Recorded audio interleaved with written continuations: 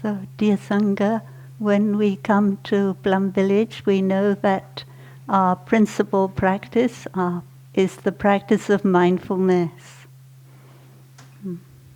And so that is what we are doing together while we are here. We are strengthening our ability to be in the present moment, to be with what we are doing in the present moment, to stop multitasking. Yeah, just do one thing wholeheartedly at a time. An important part of mindfulness is what is called mere recognition. Reconnaissance simple. Or, if you like, bare attention. So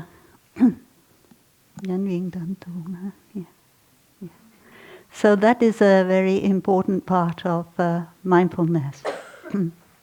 And is something that we don't have to make much effort to practice. We know that when we have a painful feeling, it is our pain, whether it's physical pain or psychological pain, is there because it wants to let us know. It wants to let us know that something is not right.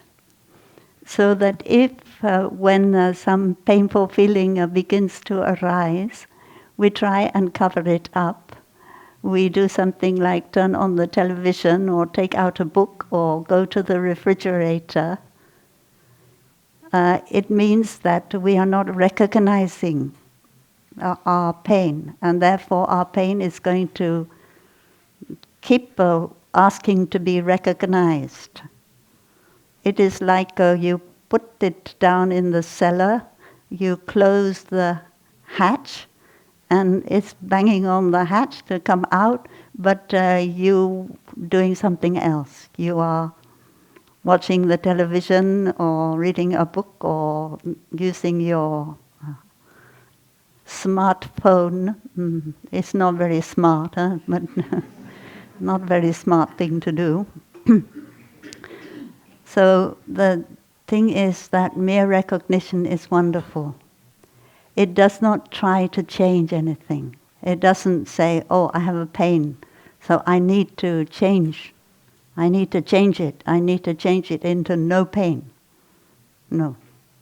It just says, I recognize there is a painful feeling in my body or a painful feeling in my mind. And having recognized it, it feels the painful feeling knows that it has done its job. It's done its work of telling you that it needs to be recognized. And maybe because you have recognized it, it will go away. But you don't recognize it in order for it to go away. But it may happen like that, and it's happened in my experience that when I recognize the pain, it may go away. In the mental formation pain, we have the teaching from the Buddha that when a painful mental formation comes up, we will say, "Hello, Mara. I know you are there." And at that point, Mara is the opposite of the Buddha. Forgetfulness, I don't know any other thing that is opposite of the Buddha. Mara will say, "Oh, you recognize me," and go away. So the importance of recognizing is very great. And also, when we practice mere recognition, recognizing exactly what is going on in our body, in our feelings, in our mind, in the object of our mind, that is to recognize what is going on in the 4 establishments of mindfulness. Then we are in the present moment. We cannot be anywhere else. We cannot be in the future or in the past when we recognize this is happening now. And we stay with that. So our practice of staying in the present moment is quite helped by the mere recognition.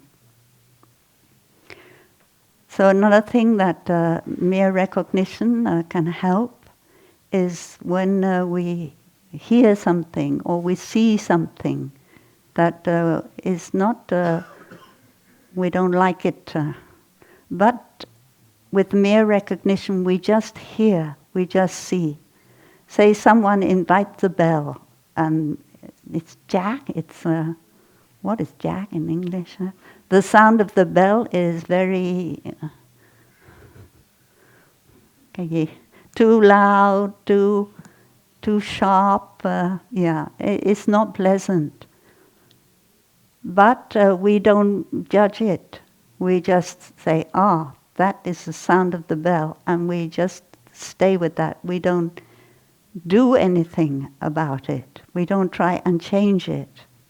We allow that unpleasant sound to come into us. And, it won't go into us very much because we've recognized it.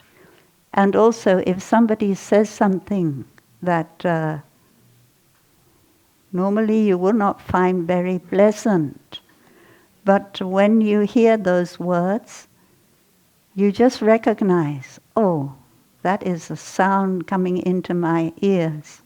And you're able not to react like you would normally do. So when we practice mere recognition, we practice being aware of our senses, our eyes, our ears, our nose, our tongue. We taste something, we smell something. We just recognize, I'm tasting that, I'm smelling that. So when we eat, we follow our breathing as we chew, and we're just there with our chewing, and then we practice tasting. We taste as we breathe in and breathe out and chew. We practice tasting, and we really taste what is there. But not judge it, this tastes nice, or this doesn't taste nice. We're just aware of the texture and the sweetness or whatever of the food. Another thing that when we practice near recognition is we see that things change at every moment. It is like we are witnessing birth and death at every moment. A feeling arises, and then it is no longer manifesting. Things just manifest for a very short time. So practicing mere recognition, we recognize that. And recognizing this manifestation for a very short time, this constant birth and death happening at every instant, we are less afraid of what we call death or birth and death.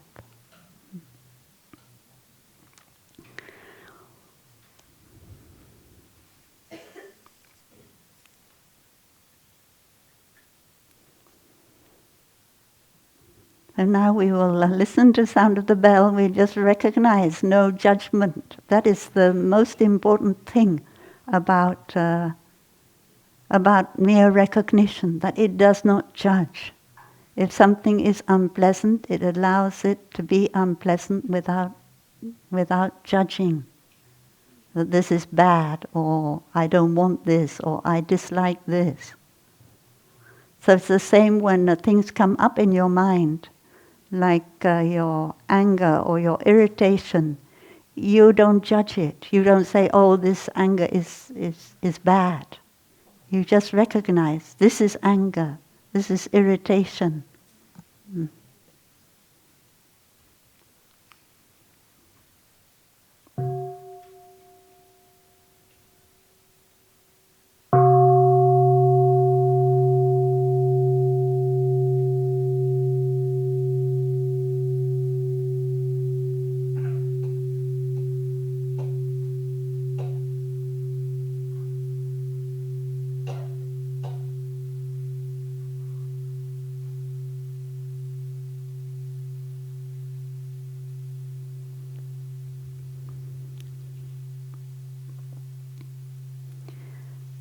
So in Plum Village and in the different centers of Plum Village, from time to time we organize a retreat for business people.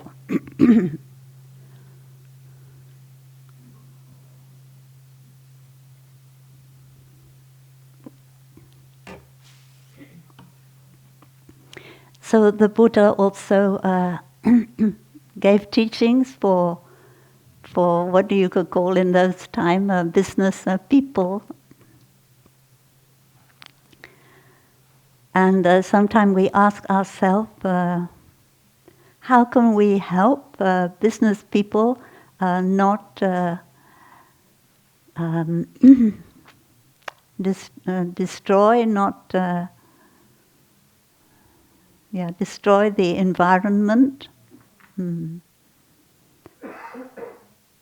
And our teacher always gives the answer that a business person finds happiness in making money, in success, and that is why they will do things which destroy the environment. Because everyone wants to be happy. But we have to find a way to be happy, which is helpful for ourselves and helpful for the world. So the first thing to ask is where does our happiness come from? And when the Buddha was teaching Anathapindika and the other business people, he spoke to Shariputra, but all the business people, they say 500, but 500 just mean a big number, were sitting there listening.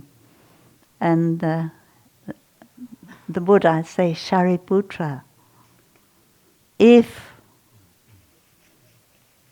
a business person, actually the Buddha in the Chinese version of this sutta, he said, if the holy disciple practices the 5 mindfulness trainings, then they will have happiness in the present moment. Happiness in the present moment, we just talk about, is very important part of the Buddha's teachings. Drishta Dharma Sukha Vihara.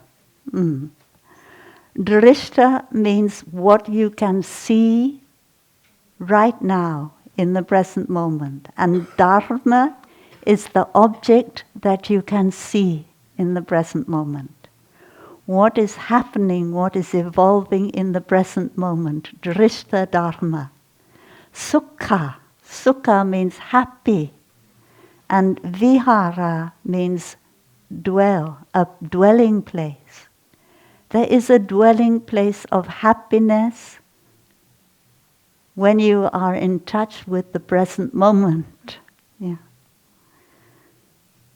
So this is the spiritual way of finding happiness. We just talked about it a little bit when we talked about mere recognition. To be in touch with the present moment, but to be in touch with the present moment also needs an ethical foundation. Because if there is no ethical foundation, then there is always some anxiety and some worry. So the first thing that the Buddha teaches, you know what we are talking about, I should have introduced, we are talking about one of the sutras. It is called the Gihi Sutta in Pali, and it is it is in the book of fives of the Anguttara Nikaya, and I think it's number 179, if you want to read it. This teaching that the Buddha gave to the business people, and in this now I forget everything, huh? I should have written it down. In the Chinese version, it's not in the Ekotara. That is, I have gone out of my mind. I don't know where the Chinese version is. It's somewhere in the Agamas. It's a bit different. But the version that we have in the, you can look in the chanting book and find it. The version we have in the chanting book is translation from Chinese. It is called the Upasaka Sutta. And it talks about the white-clad holy disciple. That means the lay person. And the Buddha uses very clearly the expression holy disciple. It means that when we are practicing with mindfulness, with an ethical foundation, we are already their holiness. So the first thing that we need to go back to in order to have a basis for happiness is the 5 mindfulness trainings. And actually we think that this is the lay practice, but the monks and the nuns, all their precepts are based in the 5 mindfulness trainings. So in the Pali version, it does not tell us in detail about the 5 trainings, but in the Chinese version it does. And it's talk about the first mindfulness training like this. The white-clad holy disciple refrains from taking life, does away with weapons, rids themselves of all weapons. They are capable of feeling shame before others and in themselves. That means they have a conscience about killing. Yesterday, I went through some very unpleasant moments as I was practicing walking meditation. Because on the other side of the fence, there were hunters. They were shouting, making a lot of noise, and they were shooting the deer, or one poor deer who. And the dogs, many dogs, they were making a lot of noise. And the hunters were shouting above the noise. I don't know what they were shouting. Easy, huh? Come here and shoot the deer. And at that moment you felt that the dogs who were trained to kill the deer and the human beings were not different. Yeah, they had got back to some kind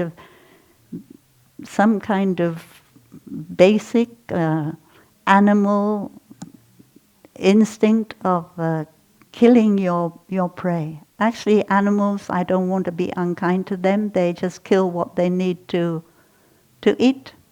For the moment, they don't kill and then put in the refrigerator and things like that. So in fact, they are superior to the human animal. But yeah, but I thought that if we did not have guns, we would not be able to do this kind of thing. So it is wonderful when we can not have a gun. So if you live on the West Bank, you are Israeli in occupied territory, you have to carry a gun all the time. Maybe you carry the gun and your children on your shoulder at the same time. But it is wonderful if you are not in that situation. You don't have that fear that if I don't kill you, you will kill me. And so you don't need to have any weapons. That is happiness. They practice love and compassion. Love and compassion, we know, come from understanding. And protect all living beings, even the smallest insect. If we can kill animals, then we might still be able to kill human beings. But if we cannot even kill the smallest insect, we know I could never kill a human being. So that is a happiness. And the second mindfulness training, the white-clad holy disciple abstains from taking what has not been given, puts an end to taking what has not been given. Only when something is given do they take it. They find joy in doing this, and they always like to be generous, never expecting anything in return. Isn't it wonderful when you can give somebody something and you feel the joy that they feel? Yeah, I think, and you don't want them to return anything to you. Yeah. They are not greedy. The white-clad disciple abstains from sexual misconduct, puts an end to sexual misconduct, and protects everyone. Yeah, that is the root of the third mindfulness training, is protection. Protect yourself from suffering brought about by sexual misconduct, and protect the other person from suffering. And the fourth mindfulness training, the white-clad holy disciple abstains from lying, puts an end to lying. They say only what is true, and they find great joy in saying what is true. We have to be a little bit careful about saying what is true, huh? Because if when you say something is true that it makes somebody suffer, then it isn't really true. That is not the meaning of truth.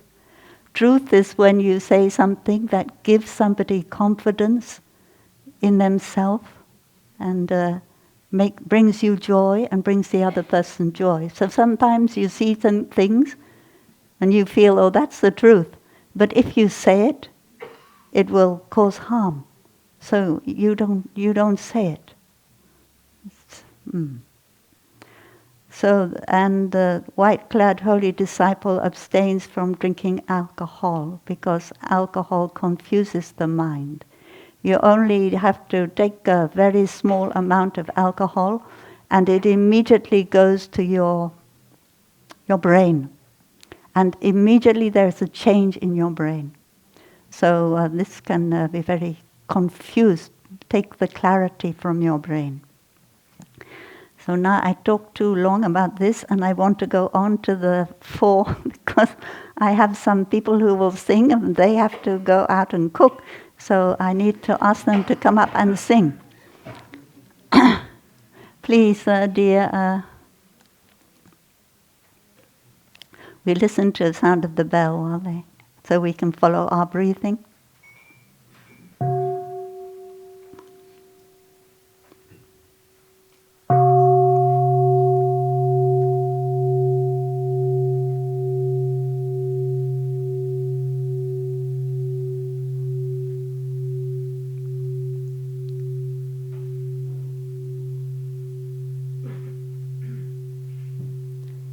They're going to sing the 4 ways of the higher mind abiding happily in the here and now. The noble teacher in whom I take refuge is the one who embodies and reveals the ultimate reality, is the one who is worthy of all respect and offering, is the one who is endowed with perfected wisdom.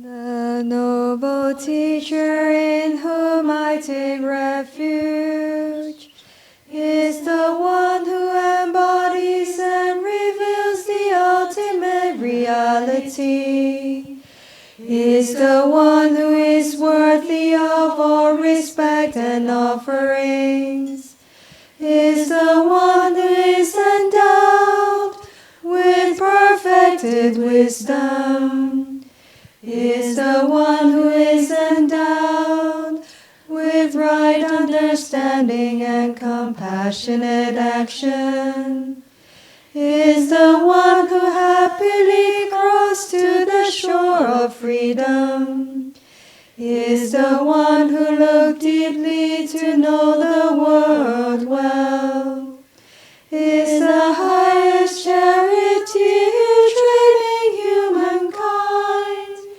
teaching gods and humans, the awakened one, the word honored one.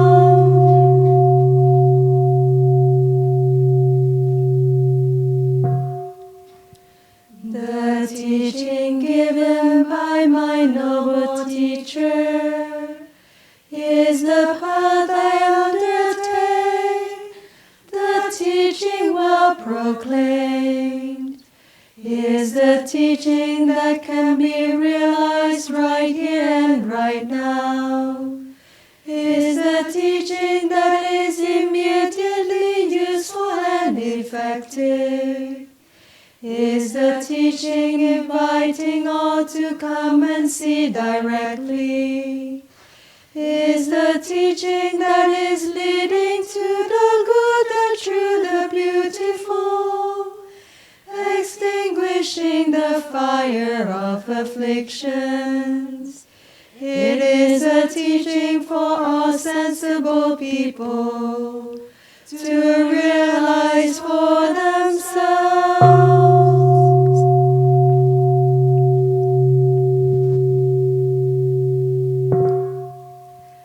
Practicing the teachings, the noble community in which I take refuge is the community that goes in the direction of goodness, in the direction of truth, in the direction of beauty, in the direction of righteousness, is the community that is composed of 4 pairs and 8 kinds of holy people, is the community that is worthy of offerings, worthy of great respect, worthy of admiration, worthy of salutation, is the community standing upon the highest fields of merit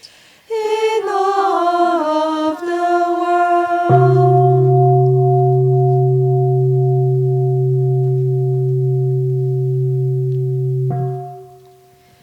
The mindfulness trainings, the wholesome way of living taught by my noble teacher, is the wonderful practice that remains unbroken, that remains harmonious, that remains flawless, that remains refined, is the wonderful practice that has the capacity to prevent wrongdoing and to prevent danger.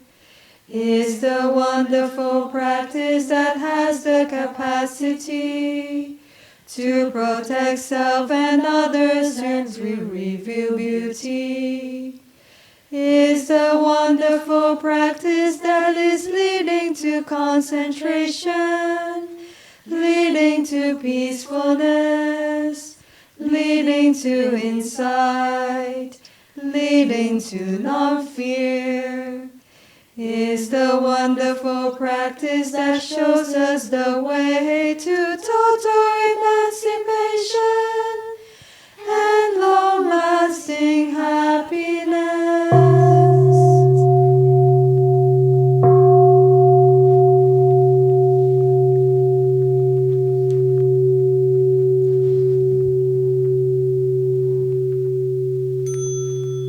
So when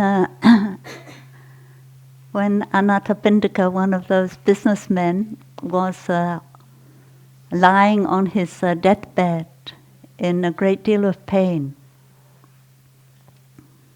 we know that pain, physical pain, is also related to psychological pain. And the duty of someone who is accompanying the one who is dying is to be able to help that person be less tense, relax as much as possible, and be at peace. So there are very deep meditation on no birth and no death, no coming, no going. But if our body is in too much pain, our mind is in too much fear and tension, we cannot absorb those teachings. We need to have a devotional teaching. And the devotional will lead into the more spiritual aspect. So when we are accompanying somebody who is transitioning, as we say nowadays, we need to know that person. We need to know the spiritual dimension of that person. What can bring them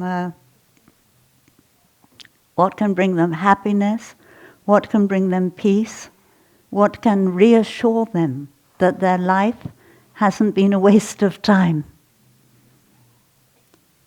And this is what, when Anathapindika was dying, this is what Shariputra and Ananda, who were accompanying him, wanted to do. They wanted to be able to bring into his mind, and therefore into his body, some of the most wonderful spiritual aspects of his life that had made his life deeply meaningful. So sometime if you are accompanied by a nurse or a doctor in the hospital, they don't know anything about you, so they cannot really do that, perform that function. Yeah, so and so what is that the kind of devotion? We can call it devotion, I think, but it's not devotion in a kind of sentimental sense, but it is a devotion in the sense that it helps you find meaning in your life. And so the first thing that we want to be reminded about is our teacher, our noble teacher, our teacher who who was our realized teacher, who had realized the practice completely. And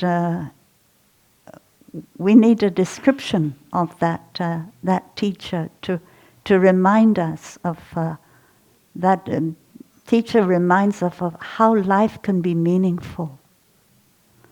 And so this is why we were singing just now, the one who embodies and reveals the ultimate reality.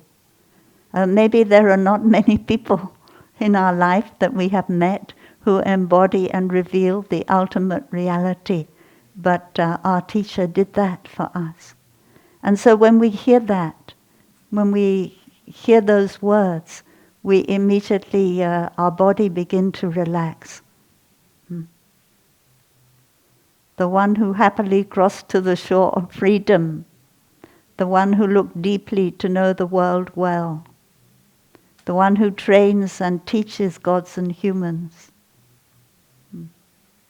And then the second thing that gives meaning to life is the teachings, the Dharma. The Dharma is very deep and very wonderful. The Dharma is what, when we put it into action, when we practice it, it is what can liberate us from our suffering and can liberate the people around us.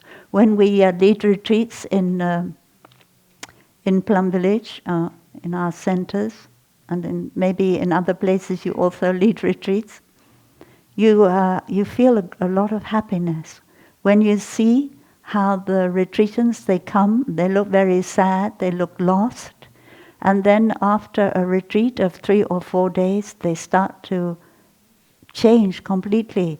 They start to look happy, they find a meaning in their life because of the Dharma, because of the teachings, and because they have put those teachings into practice. So the Dharma, the teaching given by my noble teacher, is the path I undertake, the teaching well proclaimed. The Buddha is said to have svachata, to have proclaimed the teaching well, because we can proclaim the teaching not well, in a way that is not helpful. The Buddha always said that monks, I only teach 2 things, ill-being and the end of ill-being. So that is why the teaching has to be properly proclaimed. The teaching that can be realized right here and right now. It means that you just come to a retreat and you practice for an hour or 2 and you already feel better. Don't have to wait for 20 years. It's immediately useful and effective.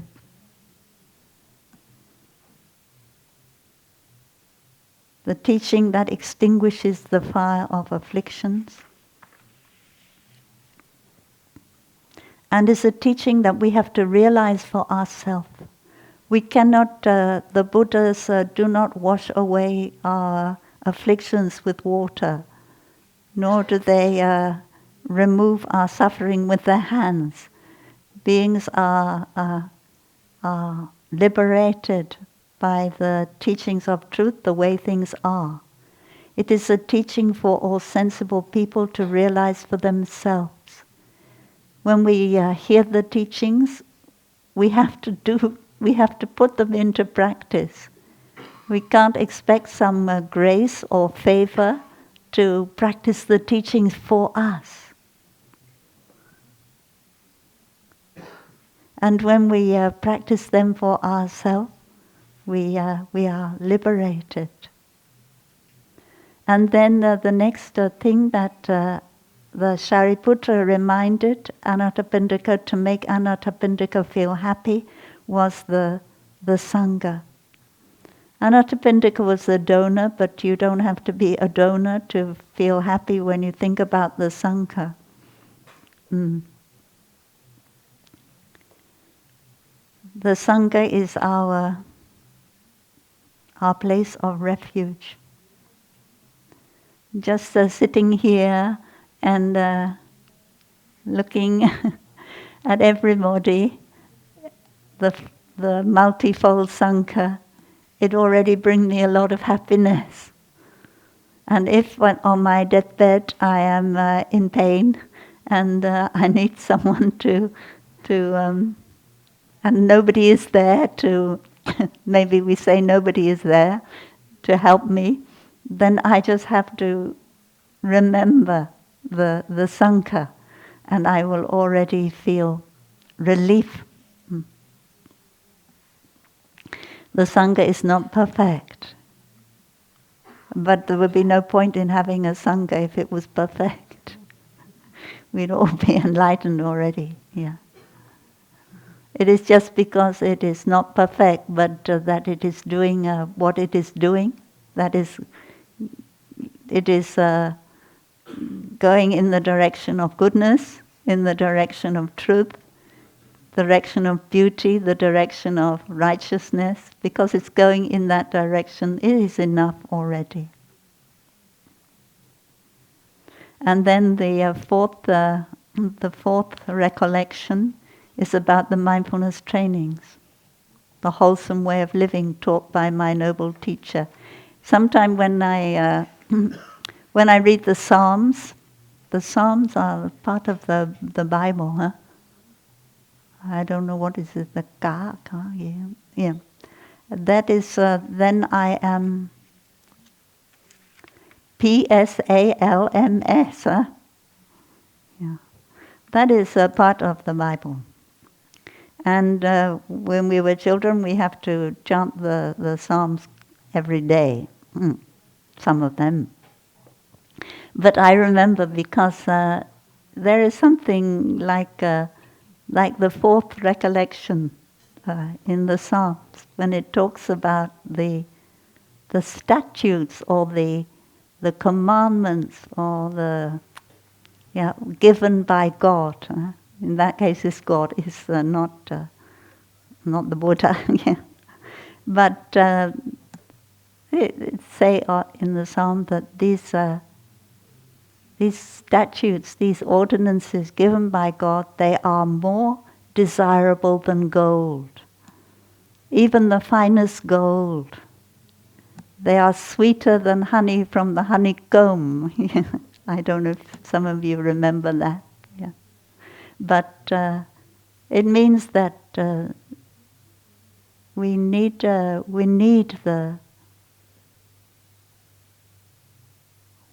precepts. We need the mindfulness trainings to make our life meaningful.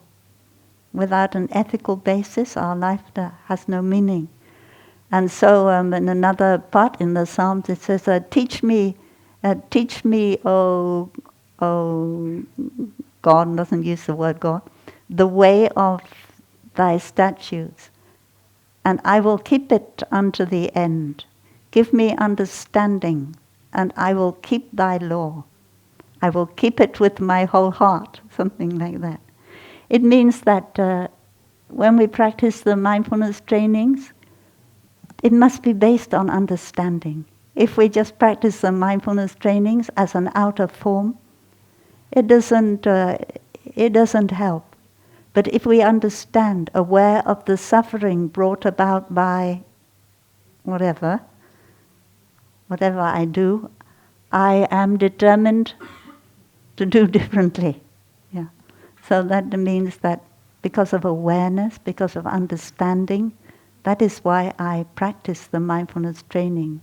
And that is why they can bring me happiness.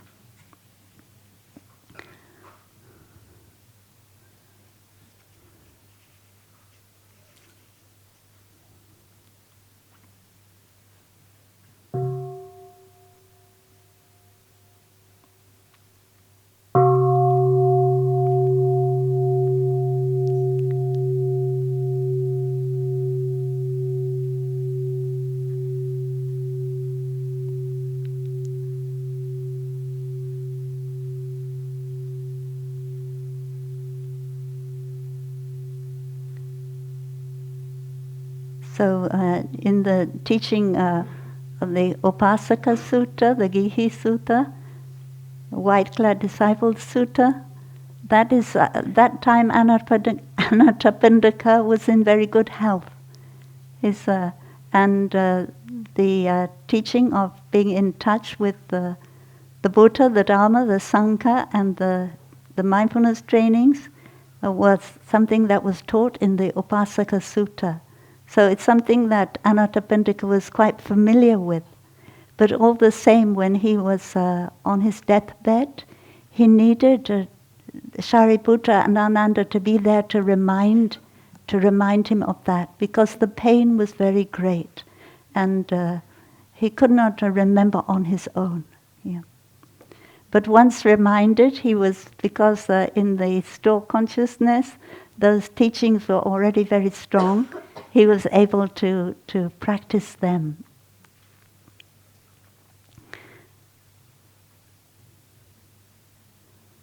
The mindfulness trainings are lead to non-fear. Yeah. So I was hoping that we would now have another song, but I'm afraid I didn't announce it soon enough, and therefore nobody could practice in time. Yeah. So we won't have another song.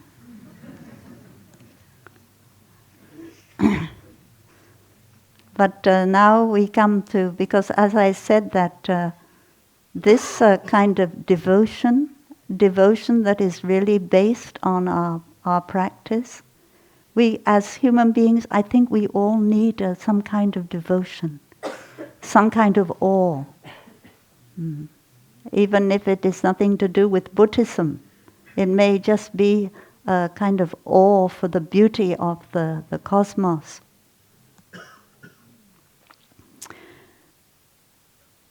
So after being able to relax, after Anathapindika had been able to relax and was ready to receive the deeper teachings, therefore Anathapindika could receive the teachings on no separate self, on interbeing. And these eyes are not me. I am not caught in these eyes. That means I can let go. I don't feel that these eyes are something that are mine. I can let them go back to the elements that they come from. So there is a deep teaching, but Anathapindika was able to realize that deep teaching, that these eyes, they do not come from anywhere, they do not go anywhere. This body, it doesn't come from anywhere, it does not go anywhere. It arises when the causes and conditions are right, and when the causes and conditions are not right, then it goes back to where it came from. Yeah. So by realizing that teaching, Anathapindika was liberated. And he died completely peacefully and happily. So the other teaching that I was hoping that we would be able to sing, but we can't, is the coming together of the devotional and the spiritual. I think that in the talk we heard on Wednesday, our teacher mentioned three things, the devotional, the spiritual, and the magical. And our teacher said that it seemed that there is not a clear distinction between these three things. The spiritual means the deep teachings of the ultimate reality. The devotional means, you know what that means, I don't need to tell you. And the magical, yeah, that is another point. Of course, we don't we don't like stories that we hear about the Buddha performing magic in order to get more disciples. That is something which the Buddha never did and never encouraged any of his disciples to do. He always very clear about that. Even though we have, through our practice, we may be able to do unusual things, we should never, we should not display. We should not display that kind of ability to people. Because people have to come to the practice, see it directly, and realize for it themselves.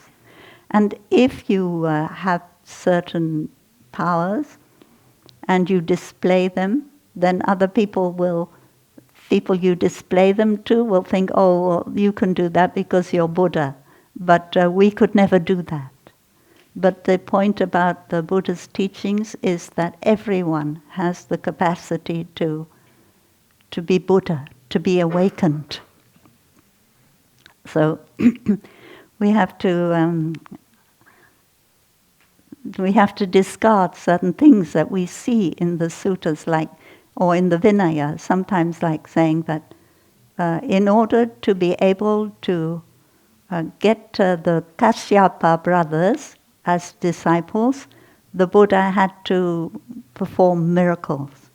He had to, remove snakes and things by miraculous power. And he had to, when the whole building caught on fire, he escaped because he had a miraculous power. Yeah, that kind of thing is not true Buddhism. We should not think like that. But there are things that you could say are a little bit magical, that are connected to the deep practice of spirituality. For instance, when you take water and you consecrate water, well, if you just make the outer form of consecrating water, I think that the water will not receive any energy. But it seems that water is able to receive energy. So that when you are truly concentrated and you are dwelling completely in the present moment, it's a little bit like transubstantiation in the Mass. Then the water receives something, and therefore the water has a certain quality that can. So that is come from your practice, your spirituality. It does not come from some kind of magic power. Yeah, what we call magic, but you could call it magic. And then one time I remember we were on a retreat,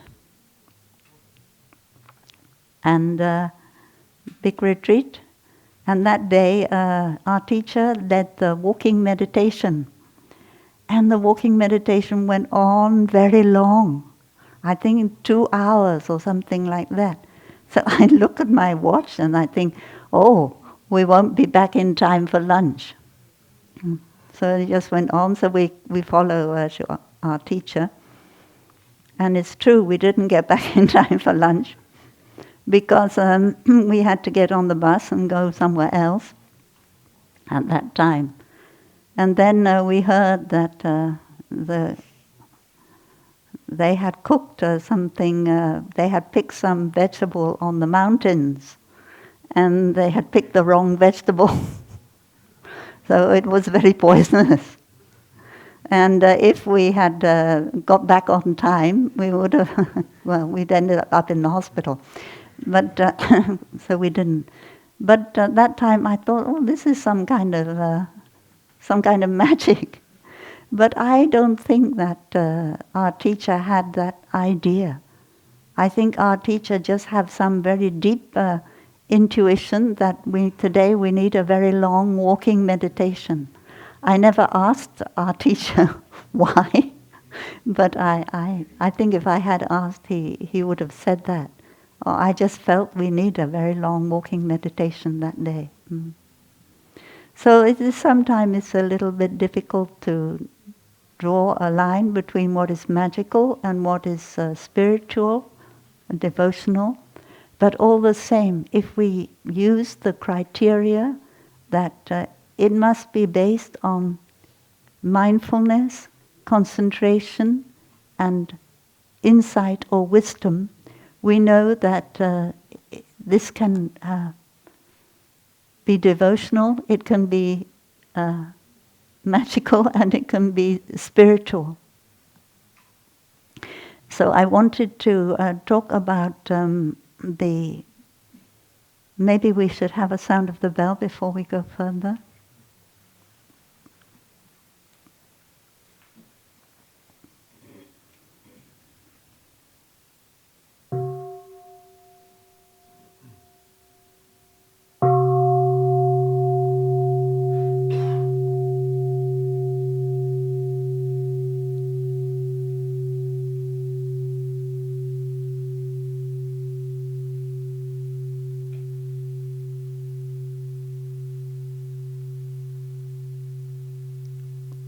I want to talk about the 10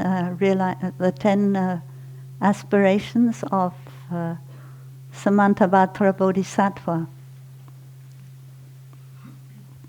Body, speech, and mind purified in oneness, I vow deeply to touch limitless Buddhas of the past, present, and future throughout all worlds and in the 10 directions.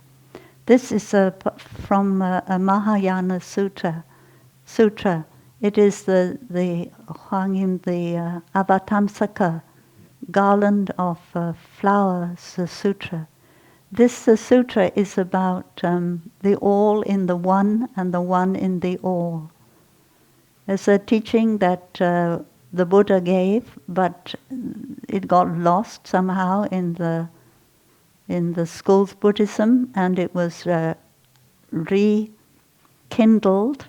in the Mahayana, what we call Mahayana, also a term I don't like very much. Maybe we call developed Buddhism or something.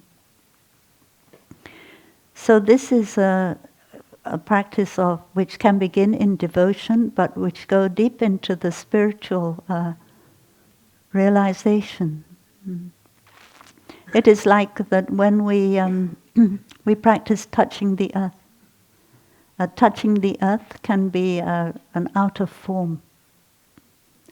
You just 1, 2, 3 touch the earth and thinking about I don't know what, and when the bell is stopped, you stand up. So that is not that is, it could look like devotion on the outside. But in fact, on the inside, there is no content. So when we touch the earth, even if it's only for a short time at the end of the chanting session, it should always have a content. Otherwise, it is just empty. It isn't even a devotion. But it can begin as devotion. When I come into my teacher's library, I like to, sometimes I genuflect. This is something that I learned as a Christian. When you come into the church, stand before the altar, you do what is called genuflecting. I could get down and show you, but I won't. I think some of you know what it means. It means you kind of, you don't touch the earth, but you bend down very low, bending your knees. Genuflect, genu means the knee, and flect means bend, bending the knees. Anyway, when I come into my teachers, I do that. And my heart at that time is full of devotion, full of gratitude. Um, and then I touch the earth. I put my forehead, my 5 limbs on the earth, and I meditate. Yeah, I meditate. The one who bows and the one who is bowed to are both by nature empty, and therefore the communication between us is perfect. Yeah. So at that point, I can let go of everything. I can let go of all idea that I'm a separate self. I see myself as completely empty of separate self, and at the same time I see my teacher as empty of a separate self, and therefore the two things, they can come together, huh? They can become one, as it were. It can really be a communication between us. So when we meditate body, speech, and mind purified in oneness, it means that we are not divided in ourself. We are completely there in the present moment, and we touch the earth. And when we touch the earth in this sutra, we are touching limitless Buddhas. That is the interesting thing about the Avatamsaka Sutra. The numbers of Buddhas are limitless because the Buddha nature is in each of us. So when we touch the earth, we see that we can. We are the Buddhas are limitless, but we at the same time we are also limitless. So when you pick up a piece of bread and you look at it, you see that it comes from the whole cosmos. The whole cosmos is in that piece of bread. So the all is in the one. And the piece of bread, in its turn, is in the whole cosmos, because it's in all the things it came from in the cosmos. So that is, the all is in the one, and the one is in the all. And that is the same of our body, and it is the same of the Buddha. Yeah. So that is the teaching of touching the earth is very. It is start off as devotional, but it ends up as being a deep spiritual realization. And we have many opportunity to touch the earth, so we should not miss them. So then the next thing is, I aspire to use the great ocean of sound, giving rise to words of wonderful effect that praise the Buddha's oceans of virtues. So when we were singing the 4 recollections, we said that the noble teacher, and then we talked about the virtues of the Buddha. So I think that when we touch the earth, before we touch the earth in Vietnamese, we say, "Oi," can we say what then? What is it? Before, what is the introduction to touching the earth in Vietnamese? How does it start? No. No, before that.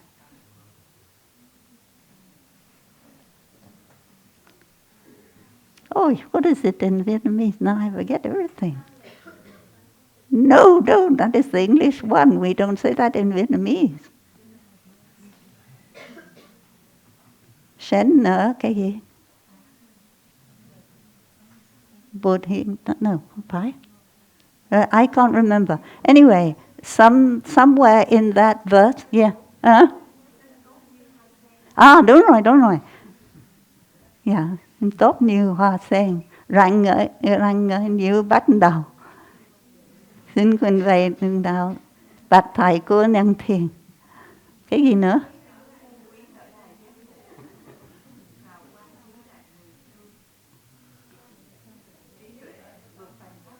Yeah. Yeah, và sau đó? Yeah.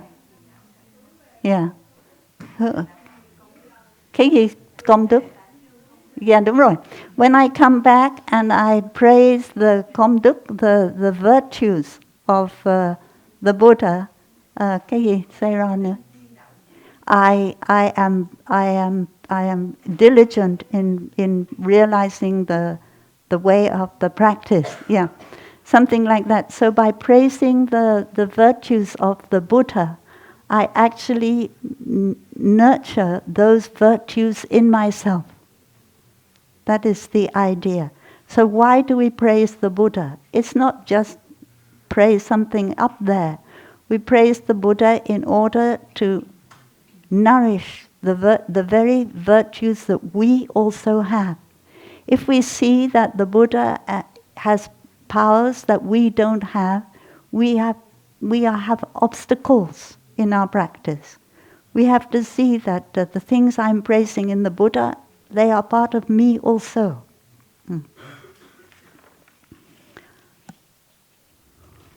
You know. Next thing is about bringing offerings. I bring these offerings, garlands of the most beautiful flowers, incense, music, and parasols, all to adorn the Tathagatas and their lands. So, for instance, we make offerings. Why do we make offerings? Is that something just devotional, or is it something spiritual also? So normally, for instance, we take the example of music. In the developed Buddhism, we use music in order to be as an offering to the Buddha.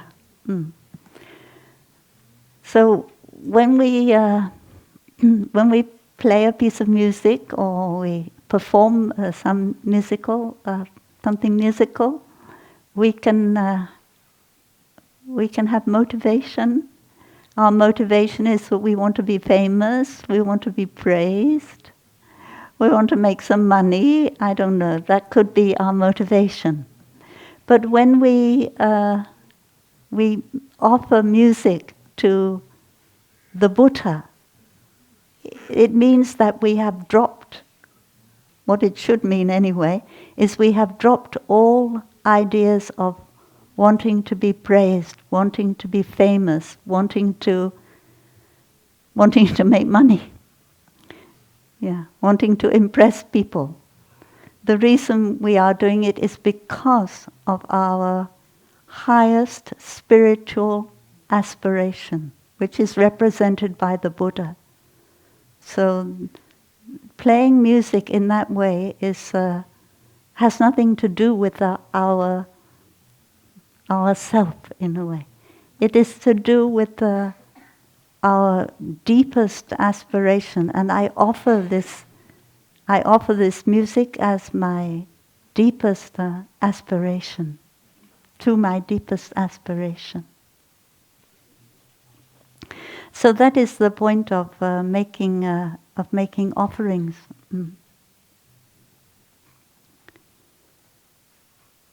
And then after that, inspired by Samantabhadra's vow, I bring my heart wide with deep understanding, with loving faith in the Buddhas of the three times, as an offering to the Tathagatas everywhere.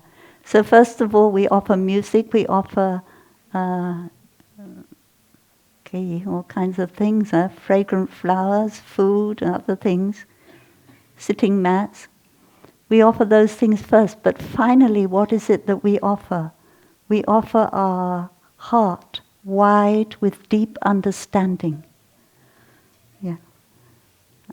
Our heart of faith, we offer. That is what our highest offering is our heart and our mind. And after that we repent. From beginningless time I have acted unskillfully, with craving, hatred and ignorance in actions of body, speech and mind. Determined now to begin anew, I repent. It is interesting, it says, from beginningless time I have acted unskillfully. It means that my unskillful actions, they do not come from myself alone. They come from tendencies that have been there for millions of years in the human species and the non-human species, that have come together at this time in my present life to make me do things that I need to begin anew. I need to repent and not do again. So that is also devotion becoming spirituality. When you feel deeply that you have caused harm to yourself and to others, at that time all I want to do is to touch the earth and make a deep aspiration that I will not do that again. And I know that it's not exactly me who did that. I know that these seeds, they have handed down from ancestors, but at the same time I am taking responsibility for the seeds that have been handed down to me from my ancestors, because someone needs to take responsibility for those seeds and transform them in the present moment. So that is also a practice of interbeing. And then I rejoice in every virtuous action by anyone in any direction, by learners and those who need learn no more, by Buddhas and Bodhisattvas. Yeah, I feel happy not because I've done something well, but because there are people around me who do things well. It makes me very happy when I see my younger sisters or my younger brothers or my elder sisters and elder brothers doing well. Yeah, I can rejoice in their action. And then there is the desire, all beings who are lamps for the world and those who have just attained enlightenment, I beg that you will think lovingly of us, turning the wheel of the Dharma to help the world. Yeah, sometimes there are ideas that there are different stages of the Dharma. So there's the Dharma when the Buddha is alive, and that lasts for some time. And then the next stage of the Dharma is called the semblance Dharma. It's not the real Dharma. We're supposed to be in that stage now, which is called semblance Dharma. It's not the real Dharma, but it's a kind of resembles the real Dharma. And then after that stage, there's a stage it's called the end of the Dharma. No more Dharma, huh? No more mindfulness trainings or no more practicing. So I don't know if that's really true, but that is what is taught. And so we need to pray, huh? We need to beg, please don't leave us, please stay and turn the wheel of the Dharma to help the world. With sincerity, I make a humble request of the Buddhas and those who are about to enter Nirvana. Please remain forever in the world. So this is also just an idea, huh? That people become enlightened and then they go off into Nirvana and they cannot come back and help the world. But I think it's just to remind us, remind myself that I don't want to escape into a nirvana, just enjoy for myself. I want to come back in and help the world. It is said that we talk about the Pure Land, thinking about when we die, we will be reborn in the Pure Land. But the reason we are born in the Pure Land is so that we can we can practice. That is the reason why you come to Plum Village, is so that you can perfect your practice. So we are really asking ourselves, please remain forever in the world. I remember when our teacher was alive, I always used to pray like that. May our teacher be here with us for a long time, for as long as possible. Yeah. But of course that is a little bit not aware of impermanence. I wish to offer praise, respect, and merit to invite the Buddhas to stay and guide all beings to the other shore. The wholesome roots of repentance and rejoicing in others' goodness I offer to the path of awakening. This is an idea about merit. And merit is also can be seen as something a little bit magical. We don't really know how merit works. Merit means that when we do something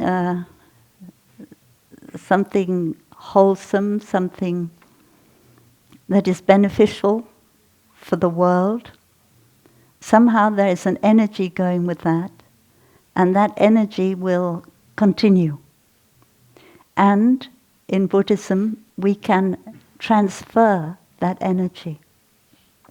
So when we finish reciting the sutra, we will do something that's called transfer the merit. We offer up the merit. And so we feel that we have done something beneficial, now we want to share it with others. So that is also, I think I do not want to keep this merit for myself. I want to share it for the path of awakening so that many people can benefit from this merit. Yeah. I see our sister is waiting to invite the bell, but I have not let her invite the bell yet. So, yeah. So today we have tried to show the relationship between the spiritual and the devotional and the magical. Yeah. And I think that we have seen clearly that these three things, there's no clear boundary between them. As long as the way you practice devotion will lead to a deep understanding and spirituality, there is nothing wrong with devotion. Sometimes in the West, people have had enough devotion, which doesn't lead to spirituality, and therefore they are a little bit afraid of devotion. But I think that we don't need to be afraid of devotion as long as it takes us somewhere. It takes us to liberation. And we should not worry if people have to stay on the devotional path for a bit of time before they can enter a deeper spiritual path. Yeah, thank you.